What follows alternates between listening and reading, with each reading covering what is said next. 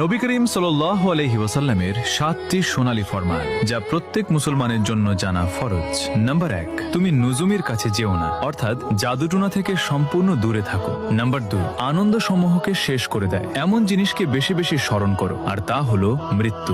Number 3, এই দুনিয়ায় এমন ভাবে বসবাস করো যেন তুমি একজন আগন্তুক অথবা একজন মুসাফির। নাম্বার 4, কবরকে সিজদা করার স্থানে পরিণত করো না, অর্থাৎ আল্লাহ ছাড়া অন্য কারো সামনে মাথা নত বা সিজদা করো না। নাম্বার 5, যে ব্যক্তি নামাজের গুরুত্ব ছেড়ে দেয়, আল্লাহ তাআলা তার প্রতি গুরুত্ব ও দয়া ছেড়ে দেন। নাম্বার 6, যে ব্যক্তি প্রত্যেক ফরজ নামাজের পর আয়াতুল কুরসি পাঠ করবে, তার এবং জান্নাতের মাঝে শুধু মৃত্যুটুকুই দূরত্ব হিসেবে বাকি থাকবে। নাম্বার 7, নবী করিম সাল্লাল্লাহু আলাইহি ওয়াসাল্লামের ইরশাদ, যে ব্যক্তি আমার হাদিস শুনল এবং যেভাবে শুনল ঠিক সেভাবেই অন্যের কাছে পৌঁছে দিল, কিয়ামতের দিন তার উপর আমার সুপারিশ ওয়াজিব হয়ে যাবে।